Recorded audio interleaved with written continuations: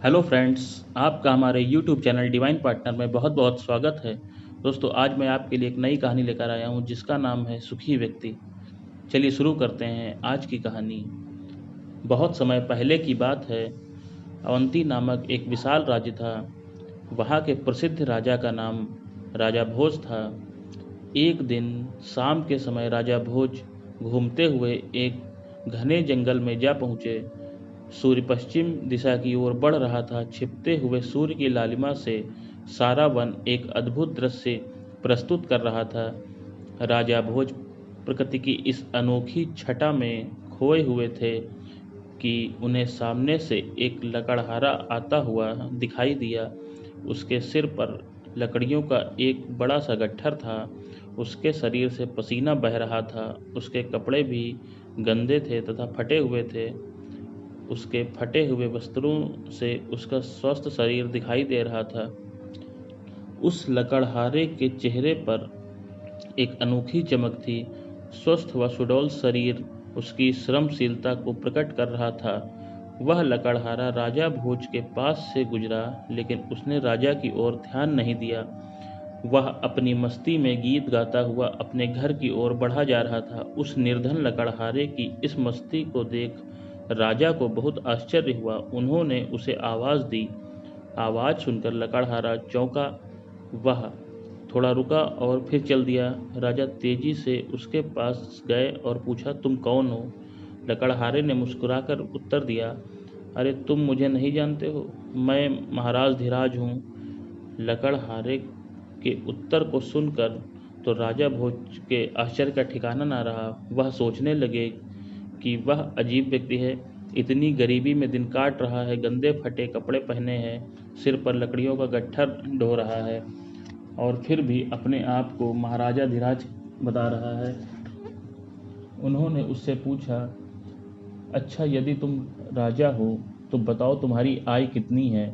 लकड़हारे ने चलते हुए कहा, मेरी प्रतिदिन की आमदनी 6 रुपया है। राजा भोज को बहुत आश्चर्य हुआ। वह सोचने लगे कि उनके पास तो सोने चांदी हीरे जवाहरात के भंडार भरे हुए हैं, किंतु फिर भी उनके मन में शांति नहीं है। और यह 6 रुपया प्रतिदिन कमाने वाला व्यक्ति कितना खुश व मस्त है। उन्होंने उससे आगे पूछा, भाई क्या यह 6 रुपया तुम्हारे लिए काफ़ी हैं? लकड़हारे ने उत्तर दिया, हाँ मेरे लिए ये काफ़ी हैं। मेरे सारे खर्चे इससे पूरे हो जाते हैं और मैं अपने भविष्य के लिए भी बचाता हूँ, अपना कर्ज भी चुकाता हूँ। मैं अपना सारा कार्य मंत्री की सलाह से करता हूँ और खुश रहता हूँ। राजा का आश्चर्य और बढ़ गया।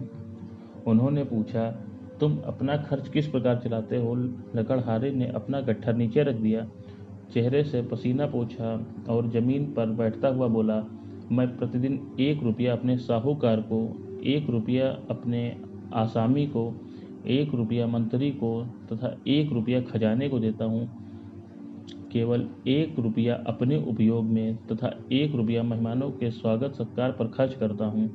राजा ने उससे पूछा, तुम्हारा साहूकार कौन है? लकड़हारे ने कहा, मेरे माता पिता ही मेरे साहूकार हैं। उन्होंने अपना खून पसीना एक करके, मेरा पालन पोषण करके मुझे इतना बड़ा इसी आशा में किया है कि मैं वृद्धावस्था में उनकी सेवा कर सकूं।